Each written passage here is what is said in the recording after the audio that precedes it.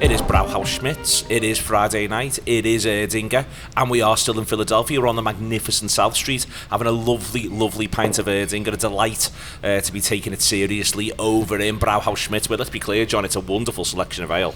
It is, yeah. This is the third time we've been now. So we came a couple of years ago, was it? Maybe a year and a half when we did the tour and found this place, or they found us, and enjoyed it so much. We came back, so we did a live event here a couple of nights ago where we got stuck into as many as possible of the ales, although there was 34 on draft, so any man had struggled to sort of get that far, but we had a few last night, really enjoyed it, finished off even with a couple on the roof, which isn't bad indeed. Absolute business. It is a pleasure to be here with Erdinger. I have got Dan Morgan, I have got John Gibbons, and the thing I want to do the first part of this about, I want to get stuck into the football in a minute, Dan, but the first thing I want to start off here is just how buoyed you feel about the whole enterprise. It's your first one of these, and seeing the scope and the ambition of what Liverpool try to do in conjunction with the foundation when they come to town, and the way the support responds to it. I don't want to all sound like everything's always wonderful and happy clappy and all of that sort of stuff, but it is a really genuinely impressive undertaking, the whole thing, that really makes you think, Liverpool take this stuff deadly seriously. Yeah, I've had such a fun time. It's been brilliant. Thank you, obviously, for bringing me here and letting me experience this first and foremost. But secondly, when you are here and when you are in it, and you see just how many people Liverpool bring over in terms of the foundation, the wider support staff, secondary to the operation of the first team set up, you really do see that they invest in doing it properly. And there's a thing about Liverpool for many years, isn't there, that it really didn't act the part, and at times it didn't even look the part. I don't think it realised it was the part a lot of the time. So in times gone by, something like this, they would underplay themselves. But when you see the operation that they bring out, you see the seriousness of it, when you see the sort of organisation of it, and the amount of people that the club get over here to invest in things like fan events and to bring the supporters into that experience. We can all balk a little bit at the sort of marketing spin such as the LFC family, but the concept Liverpool are actually deadly serious about, and it's been great. It's been great for everyone in Philadelphia and everyone who's travelled into Philadelphia to experience that, because Liverpool has been very accessible, and from what I've seen, Arsenal hasn't. You've been and done a couple of the foundation events, done a little bit of filming at them, just hung around them. It is important, I think, to say the extent to which it's like serious outreach. It's a real investment in a number of people's time, the amount of care that they take. Well, yeah, I mean, what's interesting about the foundation that I didn't even realise was they've got 2 members of full-time staff here in America, so they're not just doing stuff around the tours, they're doing it every week, and they're doing stuff around employability of young people, obviously football coaching as well, and it's under the badge of Liverpool Football Club. And so when these people turn up, if the football fans, it is sort of so exciting, really. And but obviously that's ramped up when Liverpool are in town, and they're doing huge amounts, and the legends are coming down. We went to an event yesterday, and the foundation coaches are doing it, but then sort of John Barnes turns up, and the parents are nudging each other like that because they know John Barnes is, and so it is fantastic, and it's great that they have such an impact. Some of the kids who are going through these coaching programs and stuff this week won't necessarily know huge amounts about Liverpool, but they'll remember when Liverpool come to town. But just for the fans, it's been amazing. I know so many supporters who we knew already or ones we've got to know over this week have just sort of buzzed off it, really. And ever since Liverpool came in, which was Saturday, so it's quite a while now, they seem to have been doing stuff every day. There was the morning events at the Fillmore, there was the open training on Sunday, but I think just seeing them popping about the city, do you know what I mean, even if you weren't necessarily there, just seeing sort of pictures of it, has been great. And then obviously the match last night sort of capped it all off, really. There's people who've hung out with quite a lot this week at sort of different events, and one of them is Kathleen, and I saw on her Twitter saying, like, apologising to her mate. She said, I'm never going to shut up about this week. And I thought that was a really nice thing, because she's just like, she and so many, there's loads of Catalans who've just had a ball, who were from the city, who love the football club, who maybe thought, well, maybe one day Liverpool will come, but now they haven't. It's been so much bigger and better than what they had imagined. With, we haven't even got onto all the legends stuff, and the legends who are working really hard and appearing at all these events, and it is great. And we've talked in the past about the centre of Liverpool LFC's universe being that city, and this is the best I've known it in terms of Philadelphia. They've really nailed it, in terms of everything that they've done, and there's so many people in the city who've either got the photo taken with the legends, or been to watch Jamie Webster, or taken the kids to one of the coaching sessions. There's been loads of opportunities for people to get stuck in away from the game, and that's brilliant. And the fan park was good fun yesterday too. Yeah, but I think the fan park's another example of the sort of journey of trust that the club have gone on. It's a really good event. It's so broad in terms of the different aspects of what it provides for supporters. But we all remember Shevchenko Park, and how that felt like a bit of a breakthrough in that sense, right? But I'm going to do an event at the United game with Andy Mitten, where we're going to talk about the culture of both clubs at the fan park. These things take trust. They take the club to take a bit of a leap a lot of the time. But that journey's happened. It's already, that work's been done. That trust's been established. And I think for the club, I think they've seen the benefit of just bringing more people in to the operation from outside, and making it more collaborative. They'll know that the Anfield Wrap have done events. They'll know that other organisations are here to be part of that Liverpool experience, being in Philadelphia, and it's wonderful, because it's been great seeing all the jerseys in the city and stuff. Arsenal as well, it's got to be said, but it feels like so many people have turned out for Liverpool, and they get to sort of have that experience of, well, actually Liverpool's in my place, and this is how I'm gonna support them here. There have been Arsenal jerseys, and it's important to say that you've got to play someone. Do you know what I mean? So let's be clear, Dan, there are Arsenal jerseys, but the ground last night to me felt 70-30 Liverpool, which was quite striking. I think all the way through. When Salah does score the goal, and we'll talk about the game a little bit more in a minute, but when Salah does score the goal, it felt like it was such a big moment, and the nature of the goal. But just looking around everything that you saw, it wasn't like it was segregated or anything. So it wasn't like, you're only seeing the Liverpool supporters. That wasn't the case. It did just sort of feel all the way through like it's been a bit of a 70-30 split, Liverpool to Arsenal. Yeah, it has, and like I say, there's something about the feeling. Liverpool has just felt more accessible throughout this entire trip. Like, I haven't seen anything of Arsenal. We saw Gunnosaurus. We did see Gunnosaurus. I might get Ash, if Ash can put it in, you can put the picture of Tucker Gunnosaurus on the Gunnosaurus mobile as he was being driven off, which is a bit like the Pope mobile, and he just looked downcast.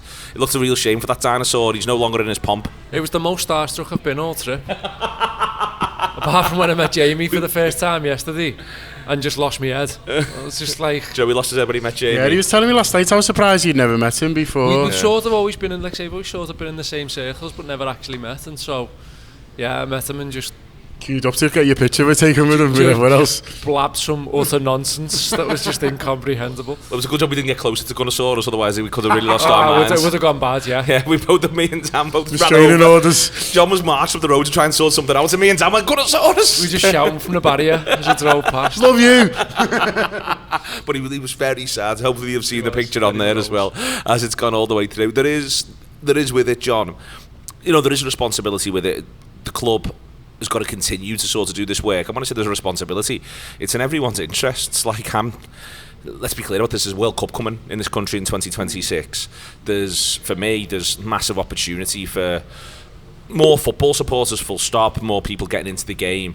Then if they're getting into the game, more people getting into the Premier League. But I'm very biased. I want more people to support Liverpool. Supporting Liverpool's the best thing. And, everyone who's watching this, certainly if you're watching it in the United States, I've said it at least one of the live shows, you've got a responsibility. You've got to go and get 10. That's your job now. That's the next phase of this, is you've got to go and get 10. Get 10 down to supporters clubs.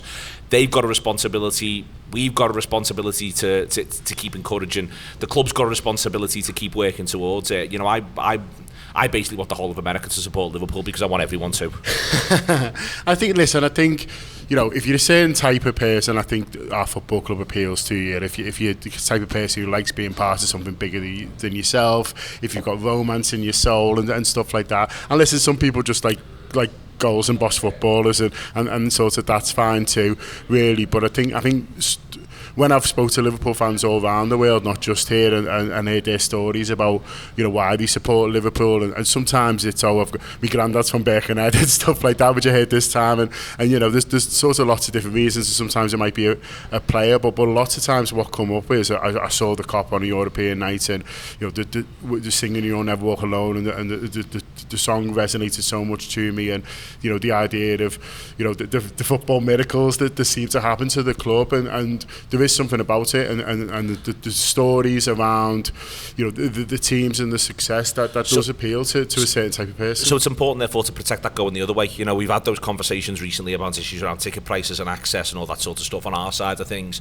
For me, that remains the most important thing. This, to me, I believe this thing's got massive synergy. I genuinely believe it's got massive synergy, but it means taking care of everyone. 100%, and two conversations I had in here the other night, I just want to sort of, you know, regale to you. The first one is a guy came up to me and he was like, keep fighting the fight on ticket prices, keep fighting because it's important. He was like, here, we're fucked now because we let people get away with it. And he was telling me how much it costs to buy the right to buy a season ticket. So you've got to buy a licence first.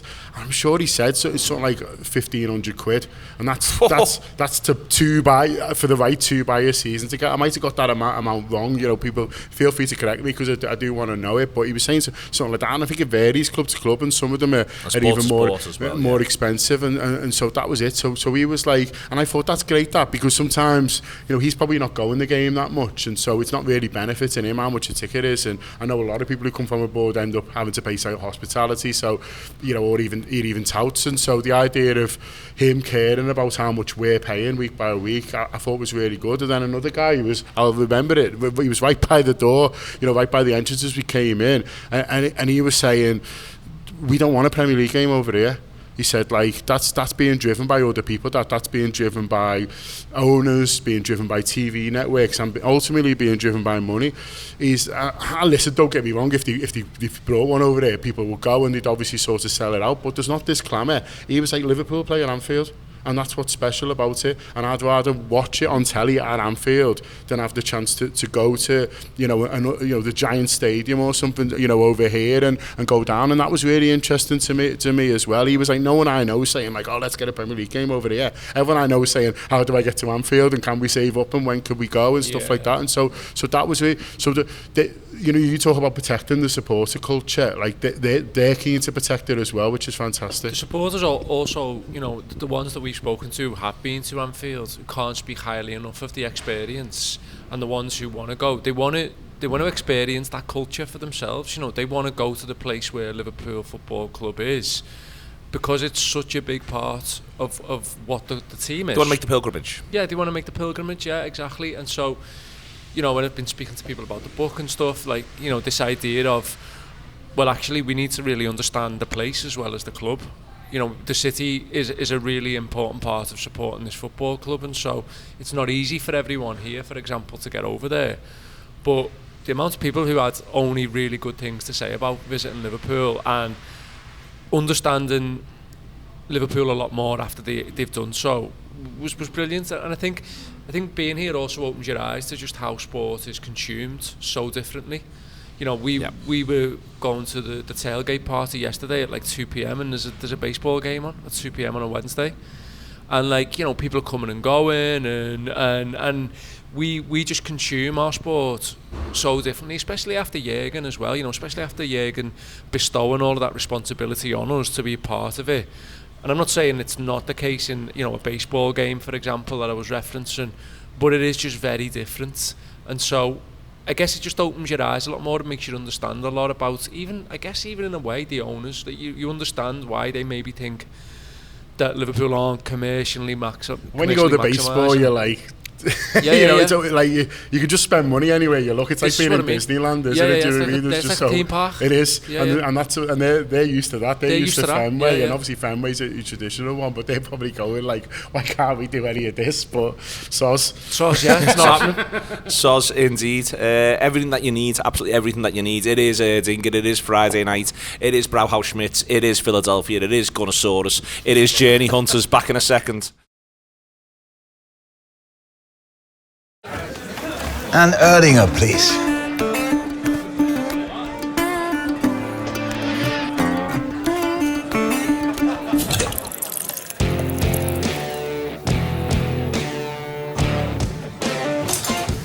Stop! Don't forget the best bit.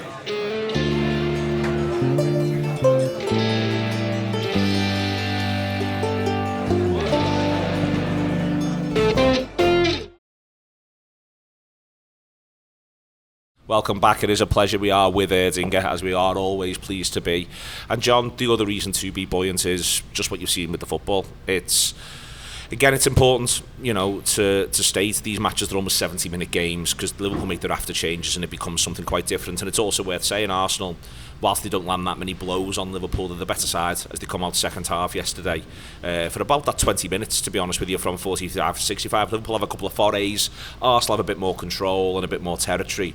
But the first half was just genuinely exciting. They cut a good side with some good players into ribbons on about 5 or 6 separate occasions. Yeah, that's right. And this isn't after the fact. You were saying to me before the game, like I'm interested in what happens the first 60 minutes, and after that, it turns into not a farce, but it's a bit more of a lottery because the shapes are different, players are different, and if they do their subs at a different time, they've got more senior players on the pitch and things like that. Stuff that you can't control. Yeah, you've got to make your own decisions. Exactly. But how our first team, or as close to our first team as we've got, did against their similar, was an important marker, I think, albeit still an exhibition game. And like you're saying, Neil, I think everyone come out that ground, and that's fans and the journalists that we've spoken to as well, who said Liverpool looked really sharp, they looked really at it, they looked like they were buying into what the coach was trying to get them to do, and they looked confident. And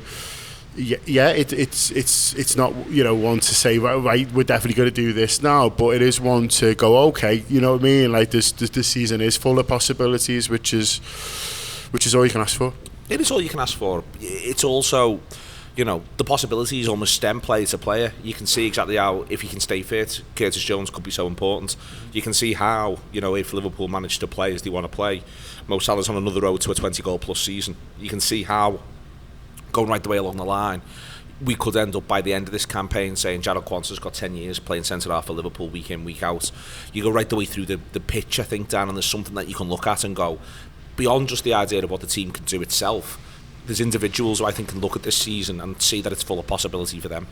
Yeah, I enjoyed Diogo Jota's interview that went out a couple of days ago across the broadsheets, and it was him talking about, we need a 9 right now, so that's the role I'm going to fulfil.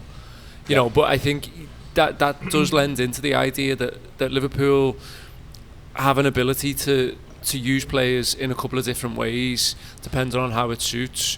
I think there will be people who are assigned to certain positions. I think we've seen that with Salah already. I think we all wondered whether there'd be a bit more of a variance on Salah and where he played. Yeah. I think it's clear now he's playing that right side, and that's going to be him for at least half a season. Salah and Curtis Jones, you'd argue so far, look pretty set. I think Curtis looked pretty set, yeah.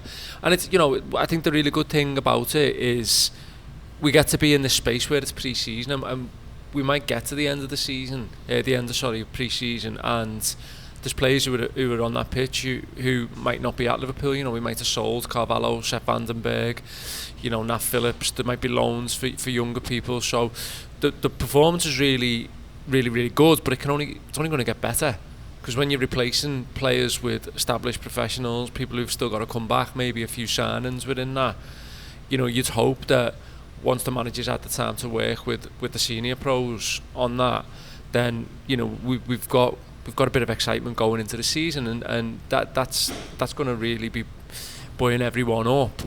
I think for us, the main part of this camp is to maintain the fitness levels, the pre-season, the sort of time difference elements, because touring's hard, like for the players, you know. Yeah. It's something that Jürgen always spoke about the pitfalls of it in loads of ways. So if we can come through the entire American experience unscathed, if you like, in terms of injuries and stuff, you know, we're playing United on Saturday, and they've just been dealt 2 hammer blows. They just signed Lenny Yoro, and he's out for 3 months. Yep. He's being mooted. He's finished, lad. I've heard. He's finished. Yeah, didn't start, to be fair. Hoyland 6 weeks, which again... Brentford's lads who they brought in to replace Tony, he could be out till the end of 2024. Yeah. That's what they're saying, and now they might have to keep Tony, or certainly they're going to command a higher fee for him. You know, this protecting the players through this period is important. Create a mood music. Yeah. You know, it does. You know, you can go back to seasons. 13-14 is a great example, that when Mignolet saves that pen against that massive Tory at the Annie Road, everyone, well, I certainly just felt we can do something here this season. Out of nowhere, I just felt if we catch a wave here, we can do something. Yeah. And seasons are built on that momentum from early doors, and it can make it or it can definitely break it, as we've seen a couple of times as well. It's with them, you know, this momentum, it does build now. Yesterday was a big part of it, I think. In a way, a bit bigger than the Betis game. Not least because of your own ignorance, really. We just don't watch Real Betis play very often. But when you are seeing, for instance, an Arsenal side with Odegaard really test you and then hang on in there, you're coming up against Gabriel and Kiwior, and both of them are playing for Arsenal at the end of the season, albeit they're not both playing at centre-half, but they're both playing for Arsenal at the end of the season in that run in there. And seeing them not being able to pick people up, people running off the back of people, Havertz in midfield, still clearly dangerous, but not the same as when he's up top. You are able to really get into to Dan's point, we could just catch a wave. And I'm now closer and closer to could just catch a wave. Yeah, go listen. You know, on Betis, you're pleased to win, but you don't really know how good they are. You know, it was nice to see Fekir, wasn't it? You know, and stuff like that. But you don't really know sort of, you know, what their level is. Whereas we know exactly what Arsenal's level is. Yeah. And they finished higher than us last season, and not just that, but like I spoke to a couple of the players after the game, and you know, it's out there as part of our post-match stuff, and you know, I think it was Curtis, or I can't remember, it was Curtis or Harvey said, you know, they're like 4 years into their project, and we're 4 weeks. Yeah, we're 4 weeks, and you know, it is a reminder that if it's a belter soundbite, it's almost always Curtis. But it's for him, it's, you know, he's saying like, you know, they've had a long time, you know, building towards a very settled squad. Yeah, they've made like, you know, additions, you know, as you'd expect along the way. But generally speaking, the nucleus of the team and how they've developed together has been coming over a long time. And for us, yeah, the players might have some familiarity with each other, but within this system, it's all very new. And so, you know, it was a test. It was a test. You know, last night it was a test of where we're at, and you know, it might not be the most important test they'll ever have, and hopefully there's massive ones this season, because that'll mean we're doing well. But if that's an early small one, then they get a big tick. What are you looking for from the United game? I want to win again. I think it'd be great to come back to Liverpool with 3 wins.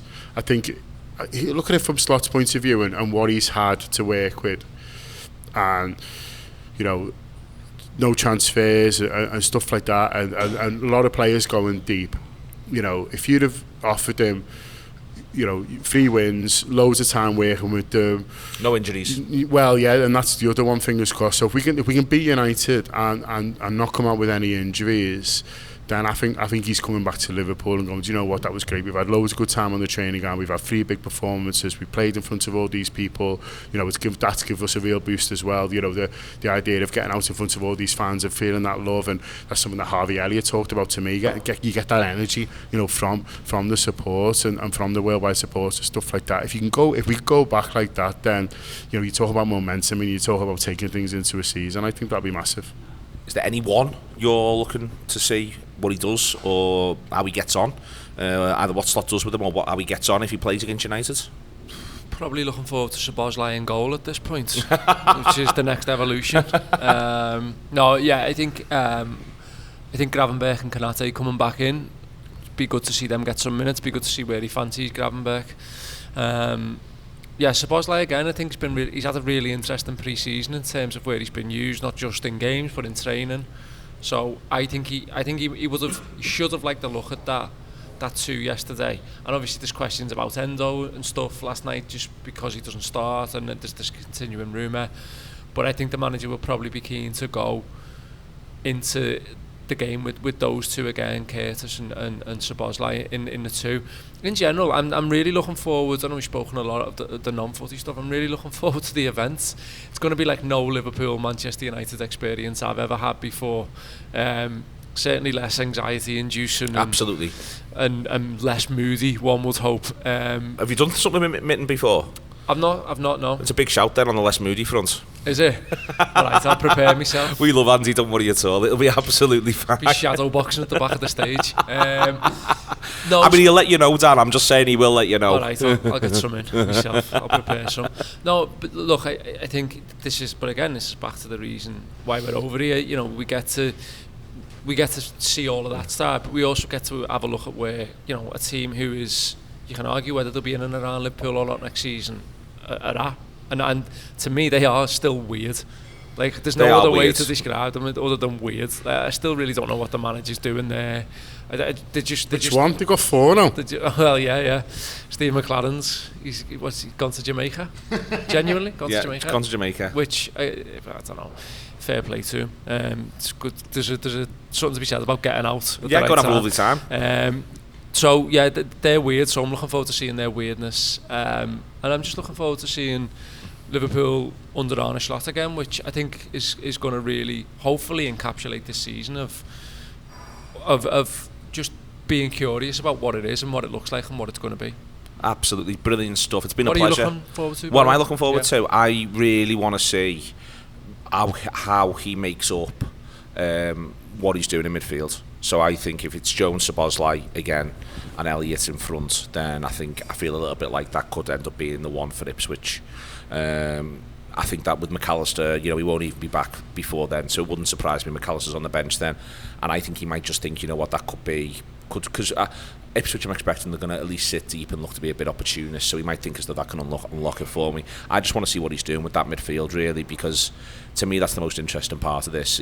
Jones, from the minute we get that first press conference in Pittsburgh, says the midfield's at the heart of this. So who it is who's playing and what it is they're doing is the bit that grabs me all the way through.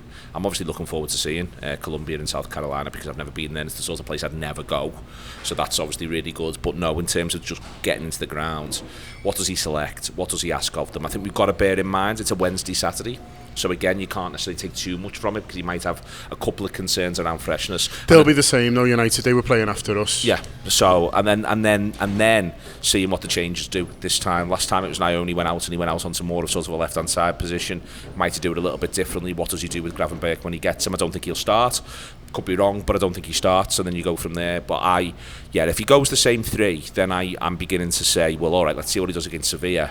But if he goes the same 3 again, then I think it'll be the same 3 against Sevilla, and then I think that takes you into Ipswich, and you're possibly not looking at McAllister's first start, maybe even all the way until there's the proper league game against Manchester United. He might just take some time with them if he can get a set of plays he feels settled with. So I'm looking forward to that more than anything else. It's been the absolute business in Bravo Schmitz. We are on South Street. We are in Philadelphia. We've absolutely loved being in Philadelphia. It is the Friday night. We are with Erdinger. We will see you later on. It's as ever a pleasure, and it is definitely a privilege.